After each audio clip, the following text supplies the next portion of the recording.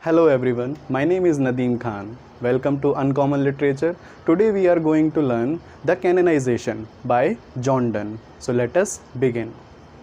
First we have to understand the meaning of the title. The canonization means the process of becoming saint. So John Donne in this poem will tell how he will and his beloved will become saints with their love. Okay, so let us see the poem. Let's start. The first line says, "For God's sake, hold your tongue and let me love." Let me tell you that here the poet is with his beloved, and there is some third person who has interrupted them. Here in the first stanza, the speaker will tell the person many tasks to do instead of interrupting him with his beloved. So let us see what are the things which he gives to the person. For God's sake, hold your tongue. Hold your tongue means keep quiet, shut up, and let me love. So he is saying that keep quiet and let me love.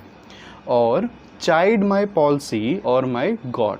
So chide means you can, by the second line you can just understand that he is giving him some tasks instead of interrupting him with his beloved. So he is saying that you can talk about my diseases such as palsy means paralysis, or my gout. So it is a kind of swelling in the knees. And these diseases were very uncommon at that time. So here he is saying that you can make fun of my diseases, or you can make fun of my 5 grey hair or ruined fortune flout. Third line says you can talk about my grey hair, or you can talk about my lost fortune. Next line, with your wealth. Now he will suggest him some things through which he can improve his own career, his own state, his own condition. Like that you can earn some money and improve your condition. With wealth, your state, your mind with arts improve. So he is saying you can improve your condition by earning some money, or you can give peace to your mind by learning some art. Next line says, take you a course, get you a place, meaning you can learn something, you can get a course for you, and you get the course, you can get a place for you. Place here means two things: either he can earn some money and he can get his own place, or a job. Next line, observe his honor or his grace. So here he is talking about the king. So he is saying you can talk about the king, you can observe his honor or his grace, or you can also contemplate. Contemplate means you can think about his face, whether the real face or the stamped face. Stamped face means whether on a coin or some other object, his face must be stamped there, so he can contemplate the face of king. Okay, observe his honor or his grace, or the king's real or his stamped face. Contemplate what you will approve. So he is saying do whatever you want to do, whatever you approve, so you will let me love. Okay, so I hope you must have understand it. So move further to the next stanza. The poem is divided into 5 stanzas. We have covered the first one. Let's move to the next one. In this stanza, he will ask many questions to the person that who has interrupted him, and he will ask questions like who has injured, who is injured by my love. That he is he has a lover, he is in love with somebody. So he is saying that who has been injured by my love. The first line of this poem, what merchants' ships have my sighs drawn. Okay, so he is saying that my love has drowned or drowned which merchant ships. Okay, so you can see basically these are the conditions which are obviously not possible, but he is a metaphysical poet, you have to understand, and the poem is a metaphysical one. So in the metaphysical poem we have exaggerated comparisons. So here we have the exaggerated comparison when he is talking about his love, and he is saying that my love has not drowned any ship. Okay, and he will talk about in the same flow further by many more examples. Let's see. Who says my tears have overflowed his ground? So he is saying that who is, is there anybody, is there any person who says that my tears have drowned him, overflowed his ground? Okay, I hope you have understood it. When did my colds a forward spring remove?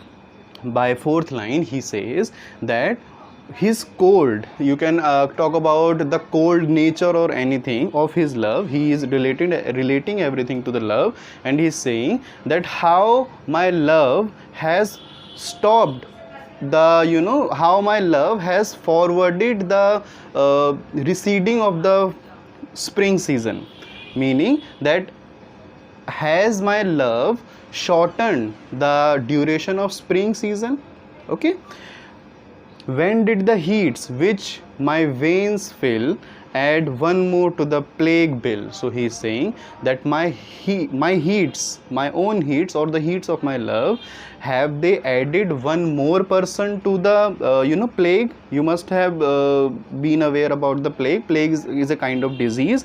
So he is saying, has my love or have my heats added any more person to the plague bill? So now understand this line, this is really very interesting. Soldiers find wars and lawyers find out still litigious men. So you can understand this, that I have also added some pictures of soldier and lawyers, that while he is in love, the world is going on as it was always.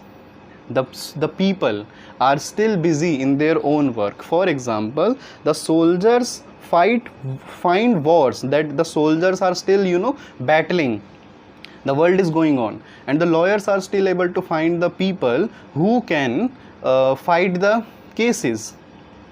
Which quarrels move means which can who can forward the cases to the lawyers, and then the world of the lawyers and soldier is keep on moving forward. So nothing has been harmed by the love of the poet, though she and I do love. Okay, second stanza done. Let's move to the third one. Call us what you will. So he is saying that whatever you want to talk about us, we don't care. You can talk about us anything. We are made such by love. So we are made like this by love. We are determined in our love. Call her one, me another fly. So you can call us flies. We are tapers too. Tapers here means candles. I have shown picture as well. We are tapers too, and at our own cost die. So beautiful imagery here, that poet is saying that we both are lovers, and we know that our love may cause our demise as well. So he is comparing this situation to the candles, that they are burning, and the burning of candle is causing their own demise. Okay, and we in us find the eagle and the dove. And he is saying that we in ourselves find eagle and dove. The phoenix riddle hath more wit by us. So he is saying, there is a bird, mythological bird, that is phoenix. Phoenix is known for its reborning ability, that once the phoenix dies, it can reborn. Okay, so he is saying that we are like phoenix, and phoenix riddle hath more wit, meaning it makes more sense. When we talk about phoenix, it makes more sense. We two being one are it. So he is saying, however we are physically two persons, but we are one, and we are similarly like phoenix. So, to one neutral thing, both sexes fit. We die and rise the same and prove mysterious by this love. So, he is saying that we die and rise the same. So, he is comparing the lover situation to the phoenix bird and mysteries. This is, happening because of the mysteries of the love. Okay, move to the fourth stanza. We can die by it, if not live by love. So he is saying that if the world does not accept our love, then we may die together. And if unfit for tombs and hearse, our legend be. So he is saying that tombs and hearse are related to the death. So he is saying that if we are not fit for tombs and hearse, then our legend be fit for verse. That poetry will convey our story to the people, and we will be canonized through that. We will be remembered by the people through poetry, through sonnet. Okay, if no piece of chronicle we prove, we will build in sonnets pretty rooms. So you can understand the idea is same. The language is very decorative, but he is saying the same idea. As well, a well-wrought urn becomes the greatest ashes as half-acre tombs. So he is saying the a well-wrought urn I have shown in the picture, urn becomes as great as a tomb. And by these hymns all shall approve us canonized for love. So basically the whole idea in this stanza is that when the people, if we are unfit for tombs or hearse, we will make ourselves here through the verses, through the poem, through the sonnets. And when we are heard by the people, and when they know our story through sonnets, then they will canonize us for our love. Canonize, I have already told you that they will make us saint for our love.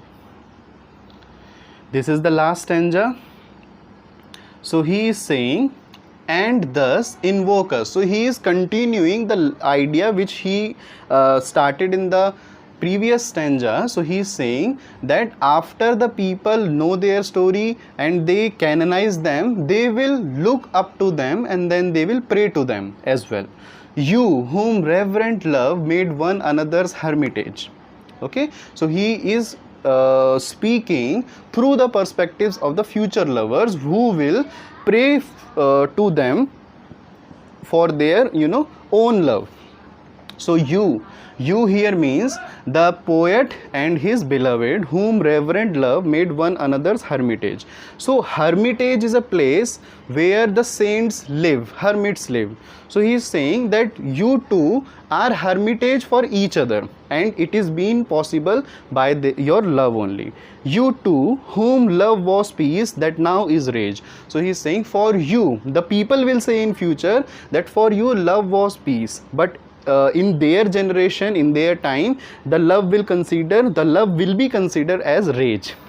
Who did the whole word soul contract and drove into the glasses of your eyes. So he is saying that who encompassed all the world in your eyes, so made such mirrors and such spies, that they did all to you epitomize. That through your love you encompassed everything in your eyes, and that is why you have been epitomized as a saint.